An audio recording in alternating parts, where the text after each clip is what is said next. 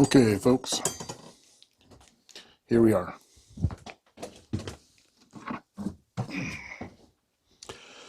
Here's our recipe for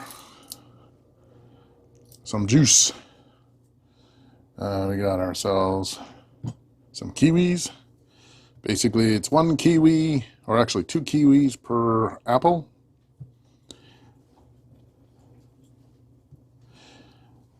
And we got tons of kiwi. Alright. Alright. Some of them may not be too well. I don't think that one's good, but that one might be. Alright. Hey, Tovin.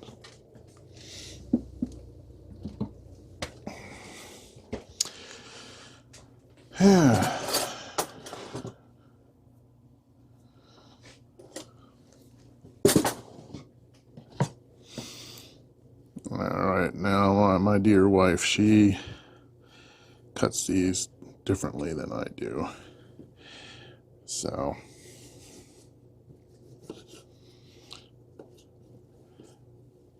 it's just me. I'm just a anal boy. I gotta do everything just so. That's just my personality. So yeah, about 3 years ago, Melissa and I went on this juicing diet, and I lost, I believe, 60 pounds in a month, or pretty close to a month. And I figure, you know what, right now, in the grocery stores, everything is kind of in low supply, except for fresh produce. Guess what? That's right. We're going to go and save all of our regular food, and I am going to start juicing again. That way I save money, or actually, don't use up our supplies just in case. And I might be able to lose some weight. Let me move over here. All right.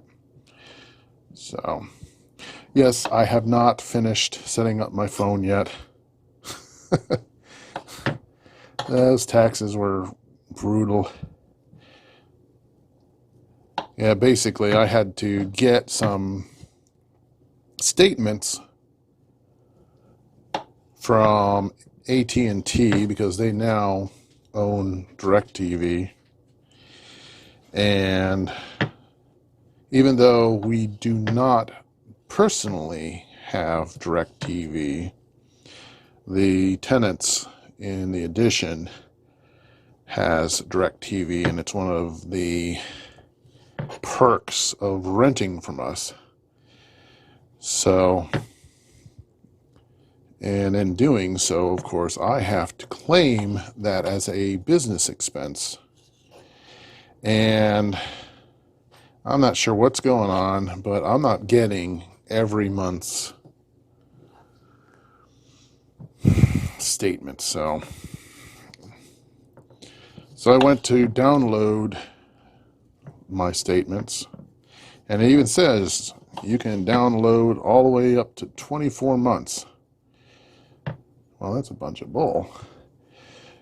It only allowed me to look at up to 6 months, and then it wouldn't allow me to download or convert into a PDF for me to download past June. So I stayed online with their support, their chat. If you go to their website, they say you can get instant answers by clicking chat. I waited on chat for 2 hours. and nobody chatted. And unlike other businesses, you can't drop them an email. So I just gave up, and I do have proof that we pay that monthly because it's automatically taken out of our account. So if we ever get audited, I have proof that we pay it. But anyway, so it's little things like that really make doing taxes really hard.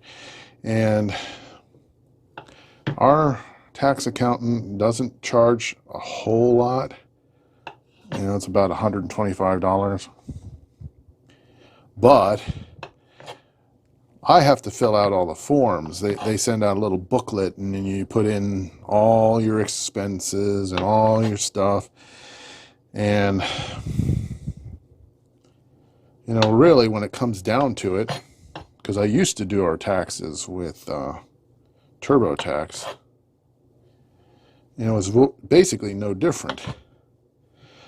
But when we made the apartment into a rental, I wanted to make absolutely sure we didn't get audited, because there was a lot of expense that we had to make to convert it over. And so that's why we went to an accountant.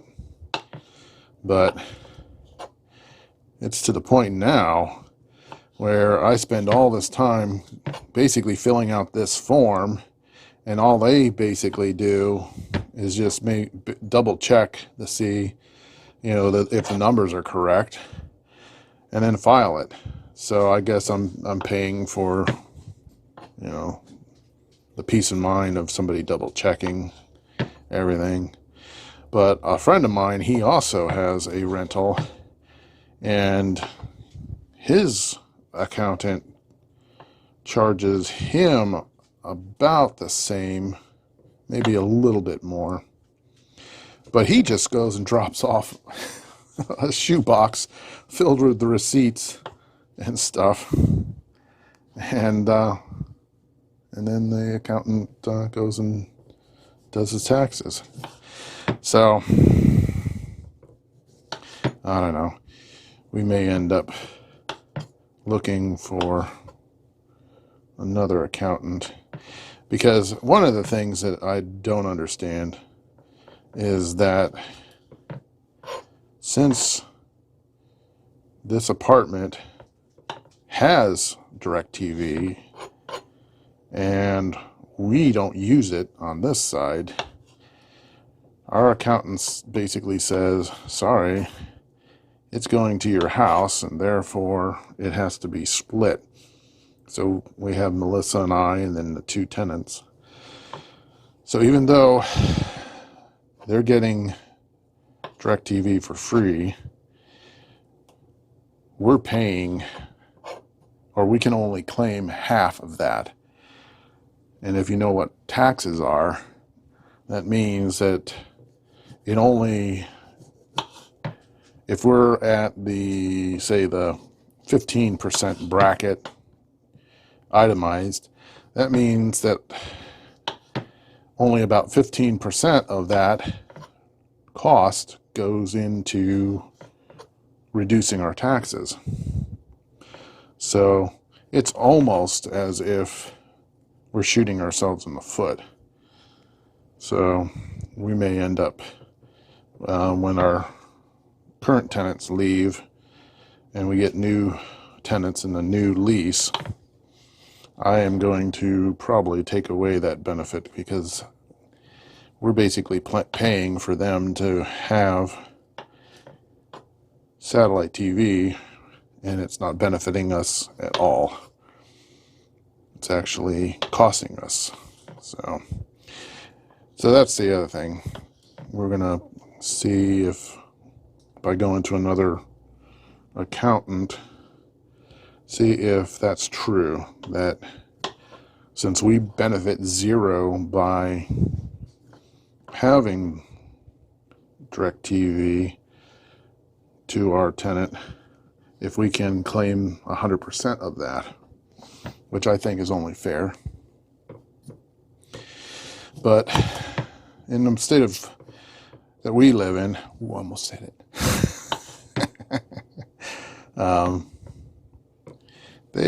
They're not too favorable tax-wise landlords. Now they do have really good rental laws that benefit landlords, whereas some states don't. But tax-wise, it's not so good. Our state, of course, loves taxes. While everybody is sequestered at their home, our dear legislature has convened and passed a whole bunch of new taxes. Isn't that nice of them? So, yep. Melissa and I, we moved out to this house because, one, we didn't want to afford what the bank said we could afford when we were searching for a house. We've had this house for over pretty close to 25 years now. And when we were looking for a house, the bank said, oh, you guys can afford $200,000. Now keep in mind, 25 years ago, $200,000 was a heck of a lot of money for a house.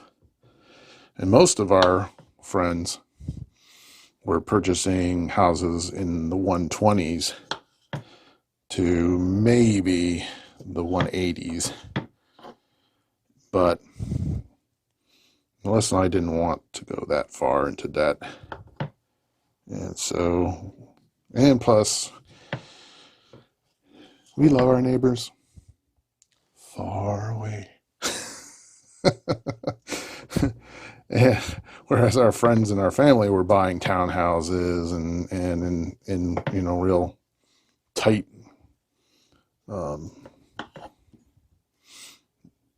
developments and stuff. I didn't want to do that. I hated living in apartments,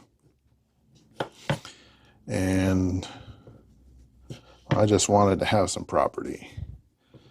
And at that time, I wanted to get a small little farmette, but I was working night shift, and so Melissa would have been home alone, and she did not like the idea of being out on a little farmette all alone while I'm at work. So we ended up, that one's not good. All right, one down.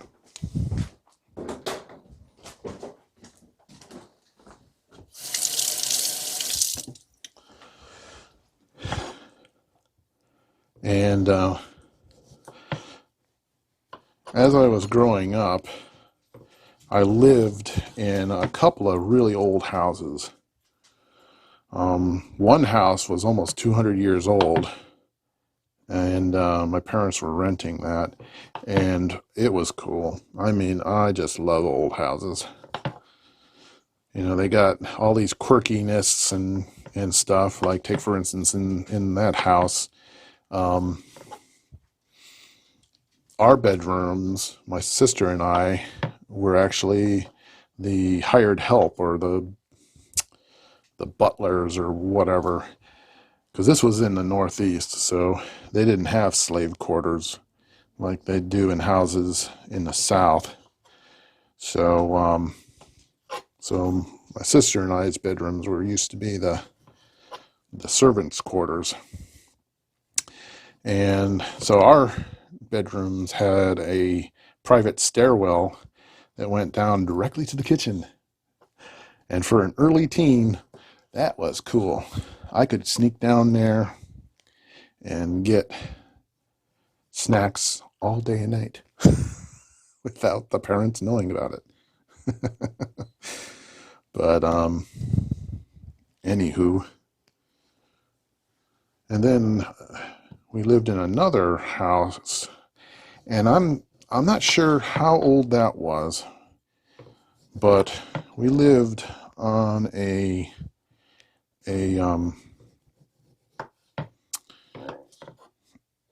basically, I don't know how you'd call it. It was a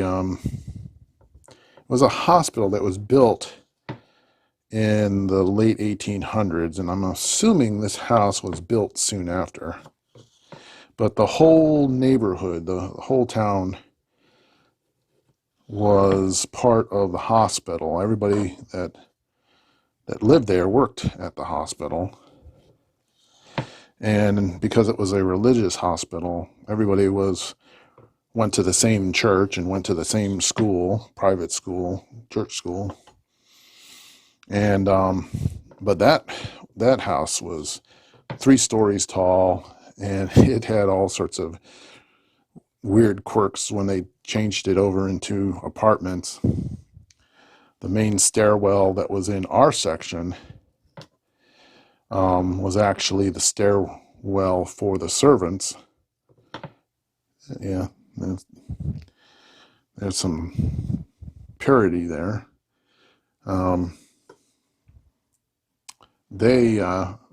It basically went up to the ceiling and stopped. So there was actually 2 stairs, and then there was the other stair near the kitchen, which was also, I'm assuming, a servant's stairs, because it went up to, which was the 3rd floor, which was my bedroom, and it was really cool. It was really tiny, but it had 2 little gabled dormers on either side, and even though it didn't have air conditioning, with those windows, and they also had a skylight, an old-fashioned skylight.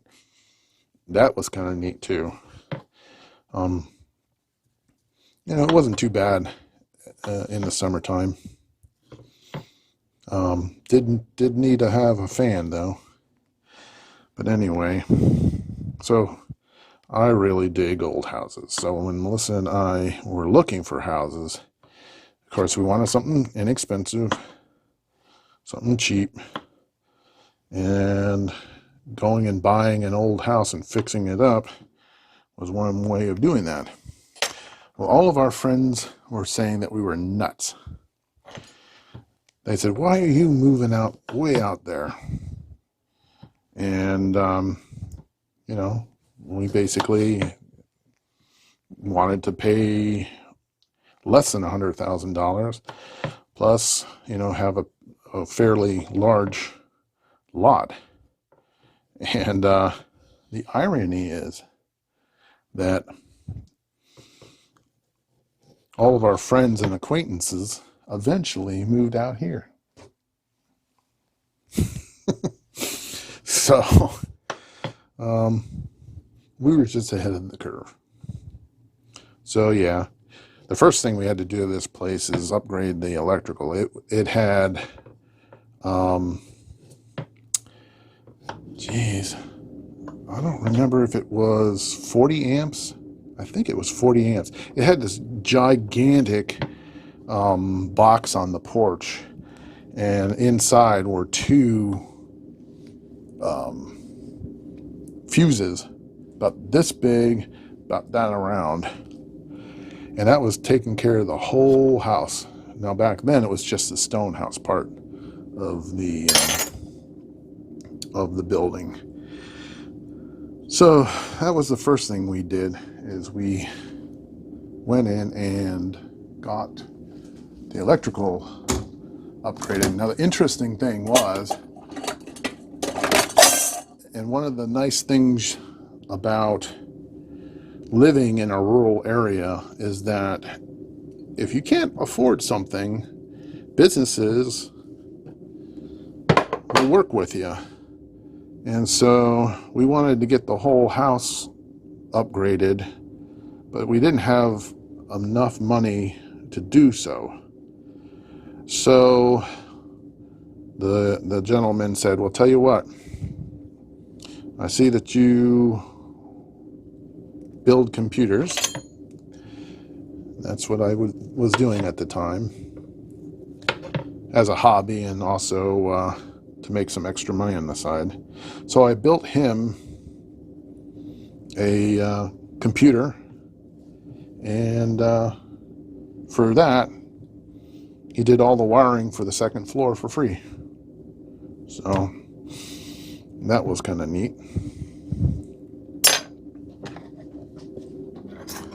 So that was the first thing we did.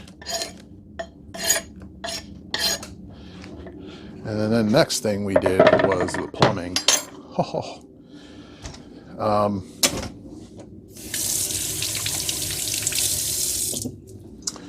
The plumbing was the old galvanized pipes.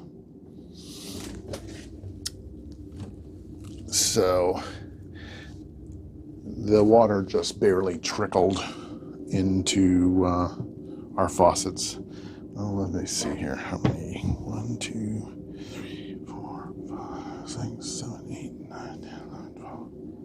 Okay. So, silly me, I didn't count. See, I'm a single track mind,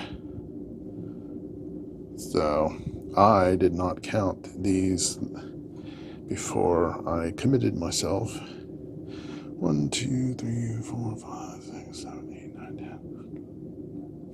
10. Okay. Oops.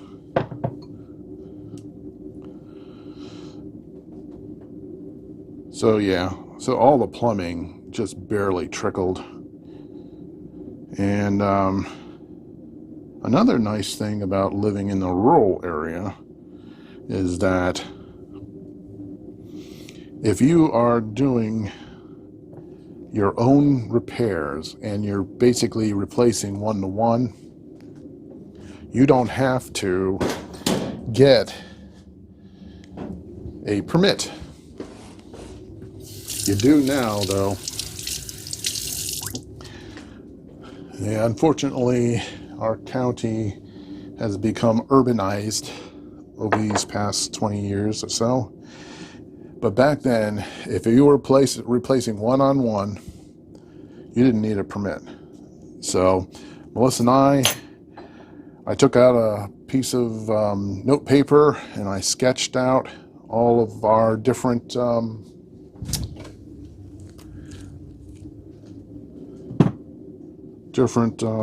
water lines and hot water and cold water, and basically went and did one-to-one replacement, but using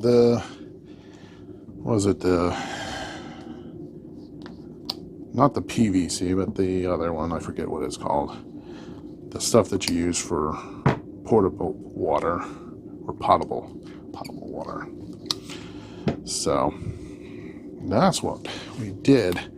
We bought a Sawzall, cut all the galvanized pipe out. That was fun. Not. But thankfully, since this is over 150 years old, all the pipes were exposed. So most of the pipes were exposed. So we didn't have to tear out any walls or anything. And so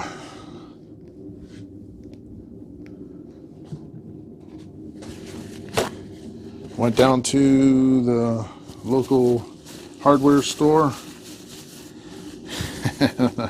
and I asked, this is what I'm going to do, this is what I need, these are the dimensions. please help. And they did. They did. So 12. So that's 6. So there's 2 kiwi for every 1 apple. So that's that.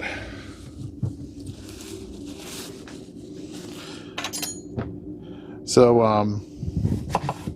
Melissa and I went and did the plumbing ourselves. And the interesting thing is that when we had the addition put on, the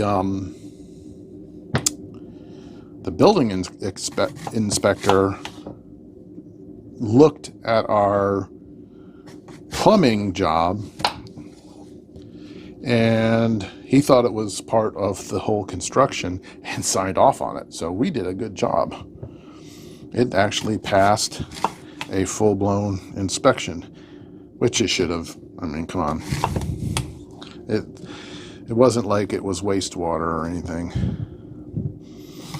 But so yep, those were the 2 things that we did first. Next thing we did was we added what we call a barn, which is basically a shed.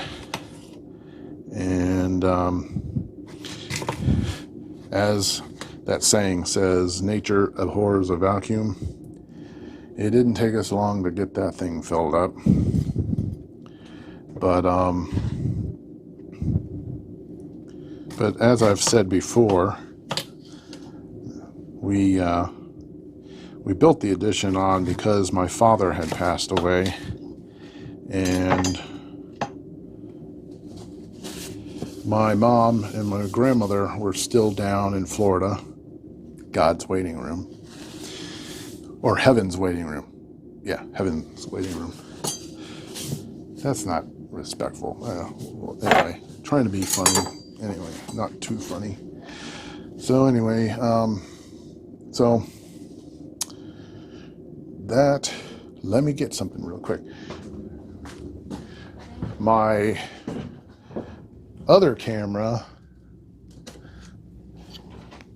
is an Osmo Pocket, and it looks like it needs some juice. So I'm going to plug in some juice, and I'm going to probably screw up the composition. Let's see. No, that's not too bad. All right. So, where was I? So we built the addition for them. That's why it's handicap accessible. And when I was in high school, I took mechanical drafting, and then after I took those classes, the kids that did the best were allowed to do architectural drafting. And oh man, I totally geeked out. So this edition is actually the second house that I designed. My parents' first house, or actually their second house, their second house I designed. But basically what I did is I took an existing plan and converted it into a passive solar by moving the windows to the south face, and had them get 6-inch walls versus 4-inch walls. Yada, yada, yada, yippee skippy. So I actually, the addition, I had purchased one of those programs. Was it a Home Architect, I think it was called, and I designed the whole thing on that. Well, let me back up. What actually happened is I designed it on the computer program, but I was told that it would be better, it would be easier if I go in and I get an architect to do it. And so we hired a woman, and everything that I had designed, she said could not work, was not allowable by code or whatever, which is kind of interesting. But so we paid her about $3,000, and every time I said I want to do this, she says it's impossible, you got to do it this way, and the design was horrible. But I had signed the paperwork and stuff, so basically I had to eat it. I mean, I got the plans that she did, and of course she had a engineer put a stamp on those, so I knew what was following code, at least in engineering wise. And then I took the same program and built or designed the edition. And so I printed out the plans, and I went and I shopped around for a design build company. So basically it was a builder who did design build. Normally they would go in and design your house, using your suggestions, and then they'd go and build it. Well, the company had no problem going in, taking a look at my plans, and they were like, "Wow, you did a good job." And so he didn't have to do much of anything. The only thing they had to get a stamp on, an engineering stamp, was the trusses for the roof. So anyway, I'm going to start the process of juicing this. We have a Breville, what's it called? Juice Fountain Elite. We had a masticator kind of juicing when we first started, but it took forever. Oh my goodness. So this is a centrifugal type juicer. So I'm going to switch over, and things are going to get loud, but yep, you can't have juice without organic spinach. Oops. There you go. Hey, Tobin. All right, buddy. You're not going to like the noise. I'm going to have to take that out for right this moment. And I am going to, maybe I'll do this. Go back. There we go. Camera down at the juicer. Oh, technology. Ain't it great? Alright. I know this is boring to you guys, but you're gonna be able to see what I'm doing. There's our ducky eggs. Alright. So I don't necessarily need my mug in the face because you're gonna be watching this. Let's see. There we go. There we go. All right. So hopefully this is not going to be too loud.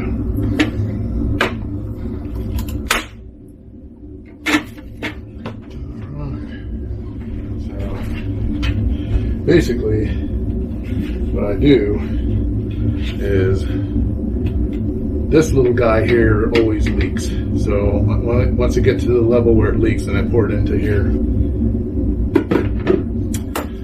All right, folks, here we go. Now I like putting a whole lot of spinach in. I do like spinach. I'm not Popeye. But you'll notice I am very messy when I do this, so please forgive me. All right, here we go.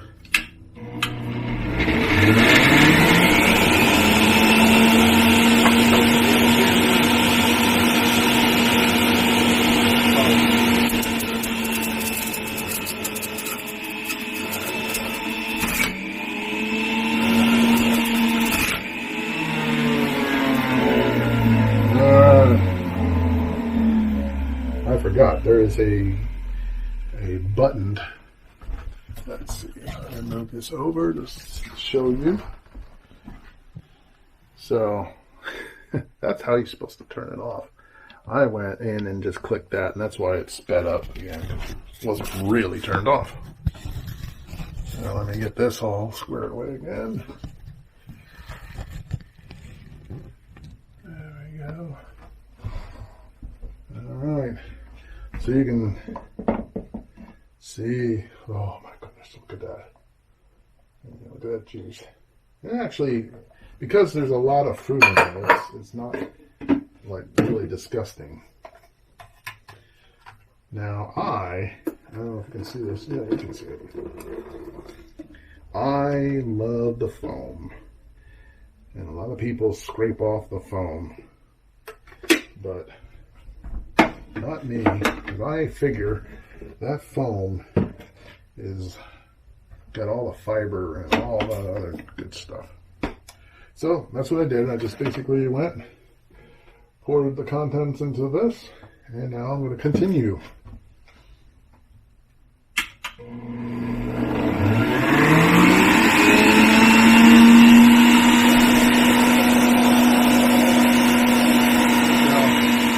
Now, just stir this up, because it's already started to separate.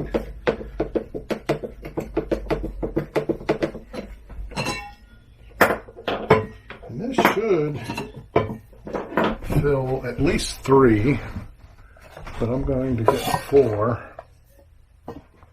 So let's see. And since we didn't have as many of the fruit as much as we normally do, I think I'm only going to get 3 out of this. Yep, just 3. That's okay. I'm just gonna go ahead and make some more, but this time I'll add ginger instead of, look at that, isn't that gorgeous? Yeah. Here comes the spiel. If you enjoyed this video, click like. If you want to subscribe, please click subscribe, and don't forget to click the bell, and Melissa will have her own little segment, so we'll have these in 2 parts, because this is probably really long. So take care, and social distancing.